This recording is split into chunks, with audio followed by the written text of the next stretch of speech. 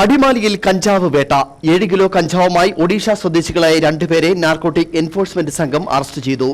രാജാക്കാട് ഭാഗത്ത് ചില്ലറ വിൽപ്പനയ്ക്കായി പ്രതികൾ കഞ്ചാവ് എത്തിച്ചതായാണ് നാർക്കോട്ടിക് ഉദ്യോഗസ്ഥർ നൽകുന്ന വിവരം. രഹസ്യവിവരത്തിന്റെ അടിസ്ഥാനത്തിൽ കഴിഞ്ഞ കുറച്ചു നാളുകളായി നാർക്കോട്ടിക് സംഘം പ്രതികളെ നിരീക്ഷിച്ചു വരികയായിരുന്നു.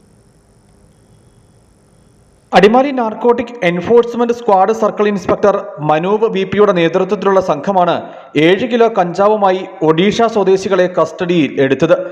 നിർമ്മൽ ബിഷോയ്, നാരായൺ ബിഷോയ് എന്നിവരെയാണ് രാജാക്കാട് KSEB ഓഫീസിന് സമീപത്തു നിന്നും കസ്റ്റഡിയിൽ എടുത്തത്. ഇവരുടെ പക്കൽ നിന്നും 7 കിലോ കഞ്ചാവും കണ്ടെടുത്തു. രാജാക്കാട് ഭാഗത്ത് ചില്ലറ വിൽപ്പനയ്ക്കായി പ്രതികൾ കഞ്ചാവ് എത്തിച്ചതായാണ് നാർക്കോട്ടിക് ഉദ്യോഗസ്ഥർ നൽകുന്ന വിവരം. രഹസ്യ വിവരത്തിന്റെ അടിസ്ഥാനത്തിൽ കഴിഞ്ഞ കുറച്ചു നാളുകളായി നാർക്കോട്ടിക് സംഘം പ്രതികളെ നിരീക്ഷിച്ചു വരികയായിരുന്നു. പ്രതികളെ Adimali judicial first class magistrate കോടതിയിൽ ഹാജരാക്കും. News bureau, Adimali.